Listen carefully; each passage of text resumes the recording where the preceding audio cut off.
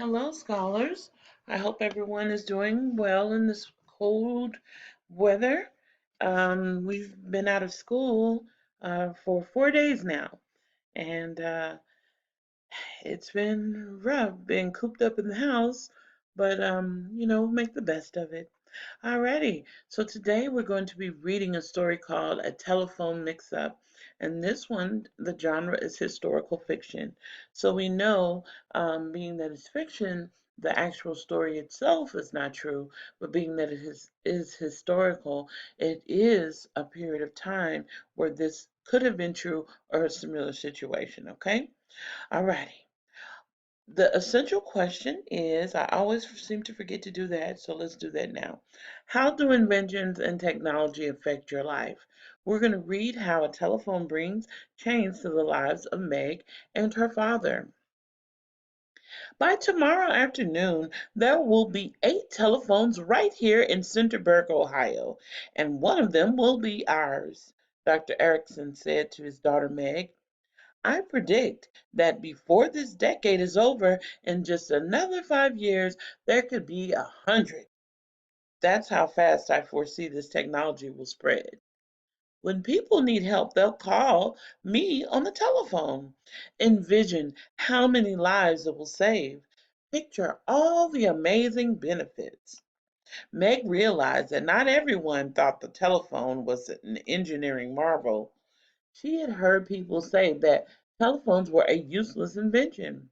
A few others felt the newfangled machine would open up a Pandora's box of troubles, causing people to stop visiting each other and writing letters. Despite the concerns of some people, progress marched on. Just weeks earlier, Centerburg's first telephone had been installed in Mr. Kane's general store. Another was put in at the hotel, and yet another at the newspaper office. Mrs. Kane was the town's first switchboard operator, directing incoming calls to the correct lines. The next morning, Meg wrote October 9, 1905 on the top of her slate with chalk white while she squirmed in her seat, wishing that the long school day was over. Okay, so let's discuss this really, really quickly. Um, they weren't so excited about this new telephone because they figured people would stop visiting each other and writing letters, and in a sense, that did happen.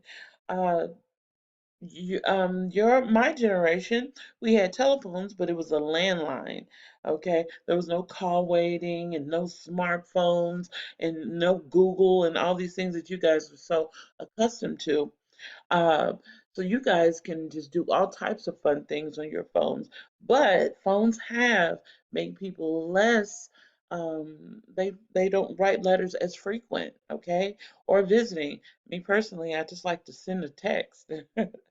So let's keep reading. Alrighty, let's take a look at the pictures. Very interesting pictures.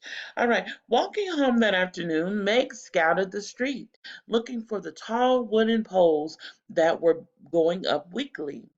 Thick wire linked one pole to another, and Meg imagined how each wire would carry the words of friends and neighbors. Their conversations zipping over the lines, bringing news, birthday wishes, and party invitations.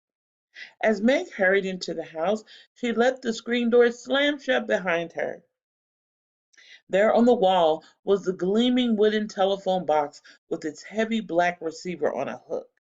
Her father was smiling broadly while tinkering with the shiny brass bells on top. Isn't it a beauty? He asked. Have you ever seen such magnificence? Suddenly the telephone jangled loudly, causing both Ericsons to jump. Meg laughed at her father as her father picked up the receiver and shouted, Yes, hello, this is the doctor.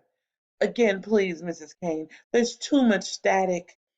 Dr. Atkinson shouted, I didn't get the first part. Bad cough? Turner Farm? Can I go, Father? Meg asked as Dr. Erickson returned the receiver to the hook. Absolutely, he said, grabbing his medical kit and heading outside where his horse and buggy waited. When he got to the farm, they found Mr. Turner walking toward the barn.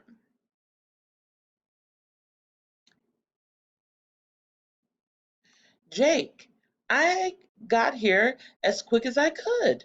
Dr. Erickson said, "Is it Mrs. Turner? Little Emma? You?" Jake turned.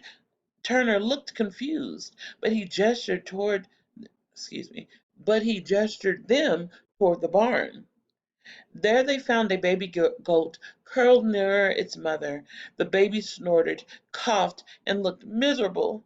"Jake, I'm not, oh," he's saying, "I'm no vet." I'm getting tongue tied over here, tongue twisters. "Jake, I'm no vet," said Dr. Erickson. "You need Dr. Kerrigan. I was wondering why you showed up instead. I reckon there was a mix-up." "Apparently so," Dr. Erickson laughed. "When I get back, I'll send Dr. Kerrigan." As years passed, the telephone proved to be very useful to the town of Centerburg. There was always the occasional mix-up. It became common among the Ericksons to refer to a miscommunication as another sick goat. All right, so we, we're going to make these connections. How did the invention of the telephone affect the town of Centerburg?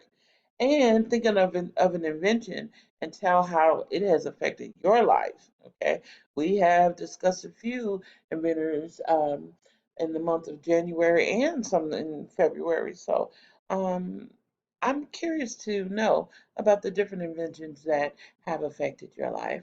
All right, young people, I hope you have a great day. Excuse me for all the mumbling in the story here. It's been a long day, but I miss you all, and I hope you guys are doing well. I'll talk to you soon. Bye bye.